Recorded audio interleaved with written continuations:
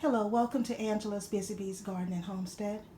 Guys, do you remember this harvest of potatoes from day one and day two that I did on July 20th and July 19th? Well, what happened to those potatoes? Let's just see.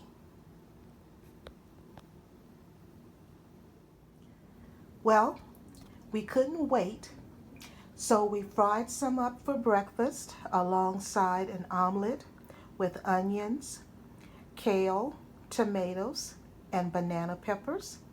And we also had some fresh fried ripened plantain and some fresh harvested blackberries.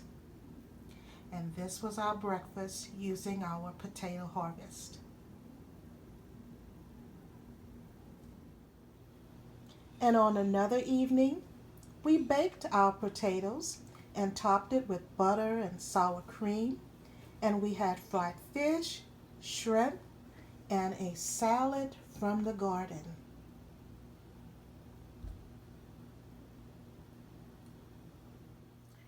And on another day, we boiled our potatoes, mashed them with butter, sour cream, and parsley, and a little garlic. And we had it alongside baked pork chops with green beans and fried apples.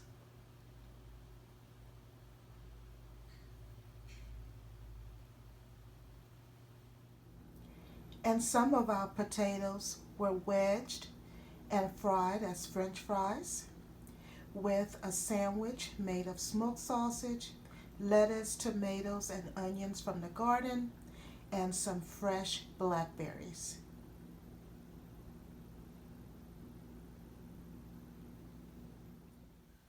And some were canned and stored to make future meals such as smothered potatoes, potato soup, beef stew, pot roast, you name it. We will have potatoes on hand when we desire to make those delicious meals. And some were stored and put away fresh so that we could make other quick meals such as a baked potato in the microwave or oven, french fries, hash browns. Any quick meal, we will have potatoes fresh on hand. And some of our potatoes have been bagged for the market. As you can see, we've got several bags here, and they're already prepackaged to be sold at the market. And potatoes are a very versatile vegetable. You can grow it in so many different ways, and you can eat them for breakfast, for lunch, dinner.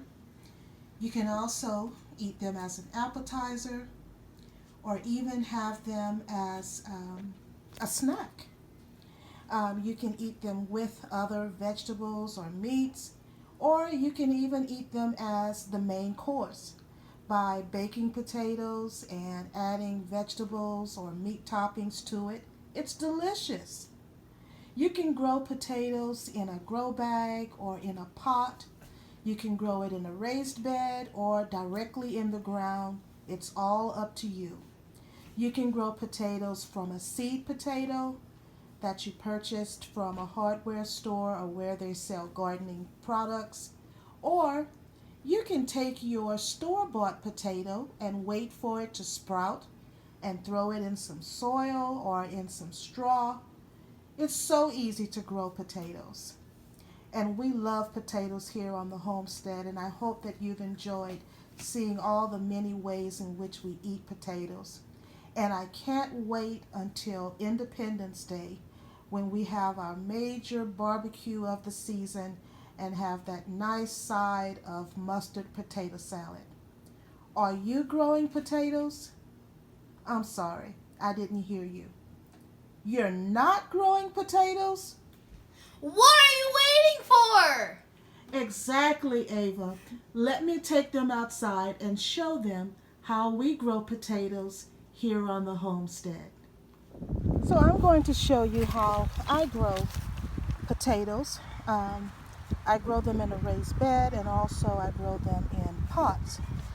but for my second growing season, I'm going to grow them in pots only, and I will be using these 5-gallon buckets that I got from a bakery shop here in my hometown. And I've already gone on and I've drilled holes, and as you can see through the holes. And I've used these buckets for my first crop of potatoes, so I will simply be reusing them. And as far as my soil, I always look for busted bags of soil, and the soil that I had in this bucket before, I repurposed it for planting something else.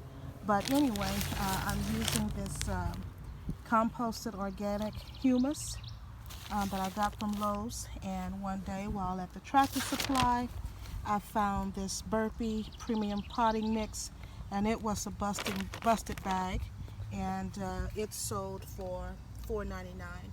And so what I've done is I've simply mixed the two potting soils together. And as far as a seed potato, I'm using these, it doesn't have a specific name, it just says white potato. But as you can see here, it was a clearance find at Lowe's because these first came out in the spring and now it's summer. And so they were wanting to get rid of them. But I'm going to use them. I have them in the white potato. I also have the Yukon Gold, and I have already planted the red Pontiac, although it just says red. It's usually the red Pontiac potato. And then also, to amend the soil just a little, because potatoes require a lot of phosphorus, and so I purchased this Grow Well Proven Organics all-purpose fertilizer, and it has a NPK of 757, came in a 4-pound bag. And so I'm just going to add or sprinkle in a handful in here and just stir it around, and I'll probably add a little to the pot itself. But what I'm going to do is simply take some scoops, and I'm going to try to fill this bucket up about a third full.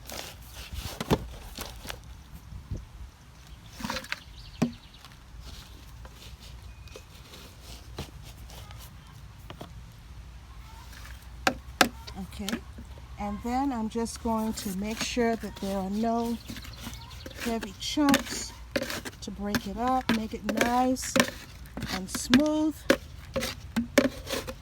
Okay, and so in this 5-gallon bucket, I'm going to add 2 seed potatoes, and I'm going to turn the part that has sprouted, turn it up like that, press it into the soil, and then cover it with my soil. Well, I'm going to add a little bit more of the fertilizer.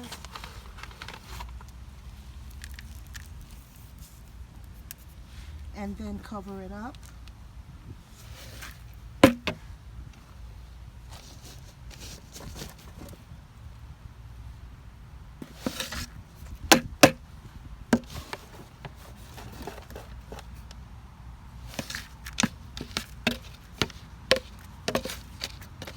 Okay, my pot is 2/3 full, and I can stop right here.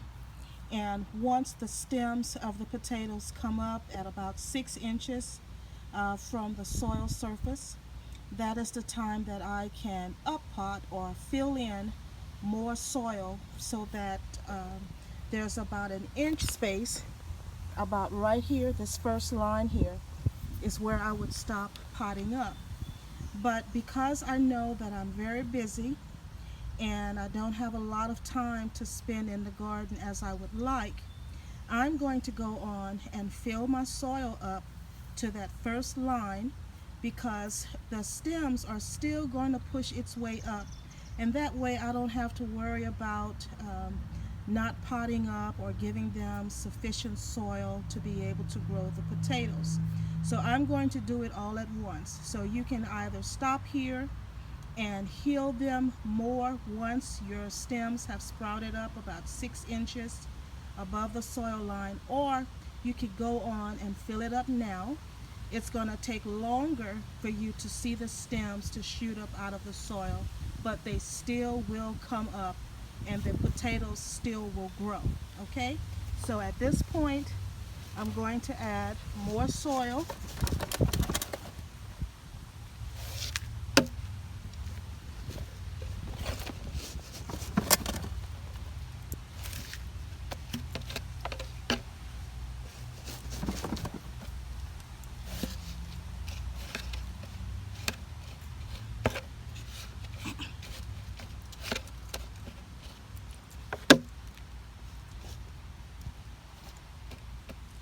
Okay, and as you see, it's at that soil line, and the reason why you want to leave 1 inch space is so that when you water, you're not losing soil out of the top of your pot. And so I'm going to water this in, and you want to keep it, make sure it doesn't dry out. Keep it watered but not waterlogged, so you don't want it sitting in a lot of water. And what I typically do is I try to elevate my containers or pots, and that way the water can drain out really well. And you need to continue to make sure that it's watered. And right now in growing zone 7A, we're in our peak summer. Temperatures are very hot, so one of the reasons why I'm growing my second crop of potatoes in buckets or containers is because I can move them to a shady area or move them around where I feel that they'll grow best. And so I will be placing these buckets in a cool area here in my garden, and in 90 to 110 days, or when the stems have turned yellow and died back, that's when they're ready to be harvested, and then I can harvest and store those potatoes for over the winter. Thank you so much for joining. Don't forget, like, subscribe, share, and hit the notification bell for future videos. God bless. Bye-bye.